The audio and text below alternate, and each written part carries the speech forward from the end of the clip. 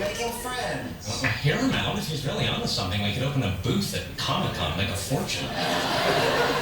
See, my initial approach to Kripke had the same deficiencies as those that played Stu the Cockatoo when he was new at the zoo. Stu the Cockatoo? Yes, he's new at the zoo. It's a terrific book. I've distilled its essence into a simple flowchart that will guide you through the process. Have you thought about putting him in a crate while you're out of the apartment? Hello, Kripke. Yeah, Sheldon Cooper here.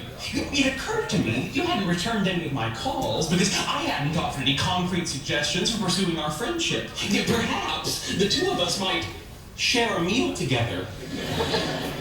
Yeah, I see. Well, then perhaps you'd have time for a hot beverage. Popular choices include tea, coffee, cocoa. I see. No, wait, don't hang up yet. What about a recreational activity? I bet we share some common interests. You tell me an interest of yours. Really? On actual horses? Tell me another interest of yours. I'm sorry, I have no desire to get in the water till I absolutely have to. Tell me another interest of yours. He's stuck in an infinite loop. Isn't ventriloquism by definition a solo activity? Yeah. Tell me another interest of yours. Is there any chance you like monkeys? What is wrong with you? Everybody likes monkeys. Hang on, Kripke. A loop counter and an escape to the least objectionable activity. Howard, that's brilliant. I'm surprised you saw that. Gee, why can't Sheldon make friends? That last interest strikes me as the least objectionable, and I would like to propose that we do that together. Tomorrow. Yes, I'll pay. And goodbye. Bazinga! Right. Time to learn rock climbing. Oh! Bazinga! Bazinga! Hello, I'm Sheldon.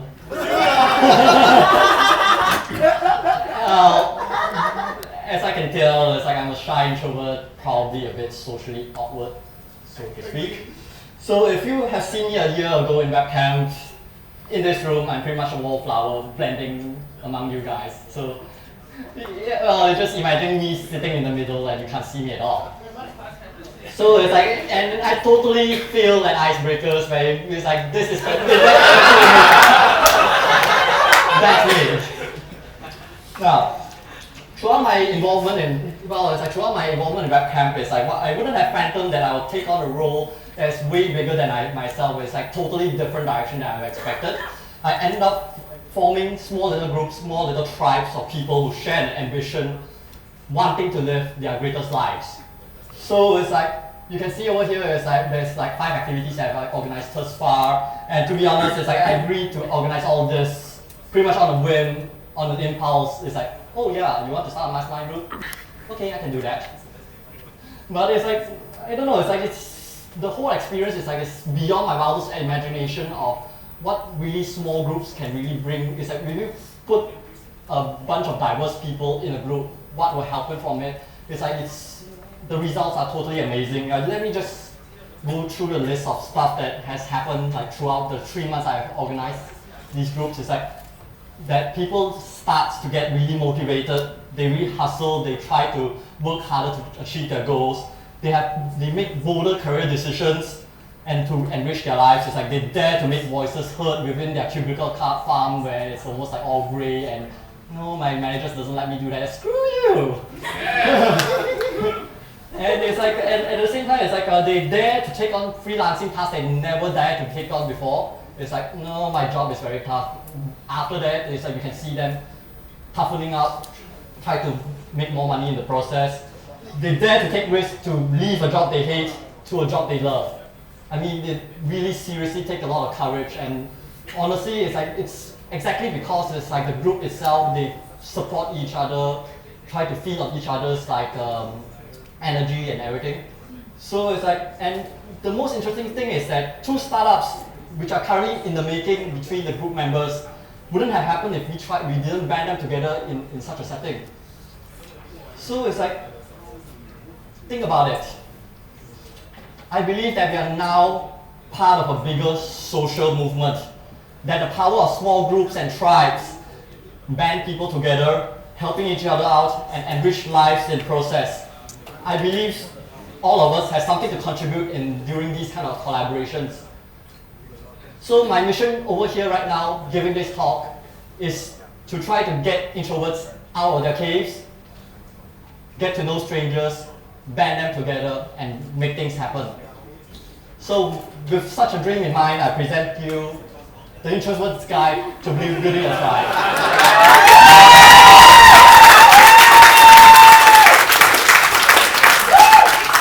Okay, one disclaimer. I'm not going to promise you that you'll become the next Wuhan.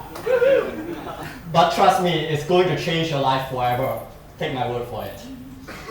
So, I myself is a very firm believer in big ideals, start from small. I mean, just start small, don't try to build a level 18 guild while you are still at level 1. You are not going to find any guild members who are going to join you at all. So, the best way I can think of is to form mastermind groups. So, what is a mastermind group, you may ask? Okay, in essence, I'm just going to read from here, then after that I'm going free form. Okay, so in the mastermind group, you'll meet in a close group of peers on a regular basis, preferably weekly. And your mastermind group partners will give you feedback, help you brainstorm new possibilities and ideas, set up accountability structures to keep you focused and make sure you do what you need to do to achieve your goals and to realize your dreams. So it's pretty much, it's like if you distill it to 6 values over here, it's like it's very focused on personal goals, it's very action oriented, it's vetted, it's closed. And because you have the smaller group, you have a trusting relationship, so it's much more supportive and collaborative. And the best part is, smaller groups are much less intimidating. So if you get what I mean. Anyway, so it's like to build a mastermind group, it's like there's essentially 7 steps that you have to go through.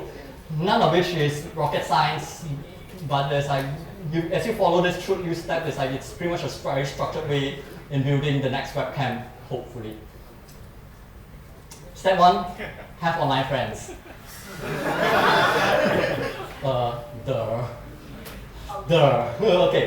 Okay, well, okay, I'm pretty much setting up like defense barriers right now, seeing that, okay, I may have become like just another Sheldon who's like, it doesn't stop anything that makes sense.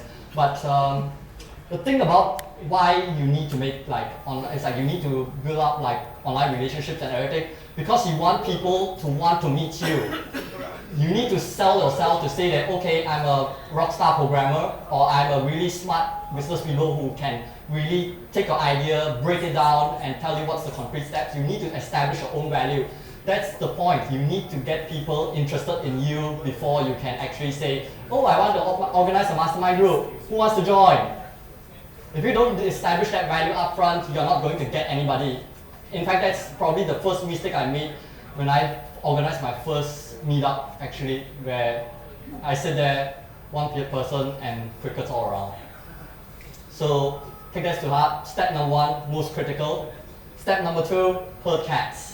I like dogs. The thing about cats is that you can't control them. Dogs, hey, come here, here's a bone. Yeah, it's like, the thing is that when you organize like these groups of people, you are definitely trying to reach out a very diverse group of people. I mean, you need to set an agenda, you need to set the firm date and time, a venue preferably somewhere accessible by public transport so that you lower the barrier that people will come. And just make sure that I send emails constantly following up. This process actually takes time. I mean, it's like you just see Wuhan, how he does his like announcements for Webcam KL. It's like everything happens. It's like it was posted in announcements for a reason. You need to reach out to follow up. Make sure you bribe or you threaten or whatever. Make sure they confirm their attendance. So once you know they are attending, there's about 5 or 6, then the next thing you can do is just show up there on time at the venue and trust that people will show up. Without that trust, I mean, it's like 10 minutes will be very unbearable, at least when you know the rule of Malaysian standard time. They are going to be late. So trust that they will come, they will come. So once people start to stream in, then it's like all you need to do is break some ice, build ties, try to know them in person, know what they do and everything. That's where the introduction work comes in. You need to make sure that you know their names, what they are doing and stuff. So once you had that hook in place, now you can set up the line and ask for their goals. What do they want to achieve? What do they want to benefit from that group? You need to know what they specifically want in life. And once you know what they want in life, you can ask specific questions saying that, okay, what problem do you have? As that you need to feed them value, just try to give them advice. You don't have to do it alone. It's like, that's why you have a mastermind group. You have other people in the group who are able to contribute ideas, try to help them out in any way. So once you had the sinker, repeat step 2, repeat the whole process again, try to email blast everybody, make sure that they are, so long you have everybody engaged in the group, you'll be fine. The group will grow on its own. There's no magic, it's just you doing the work.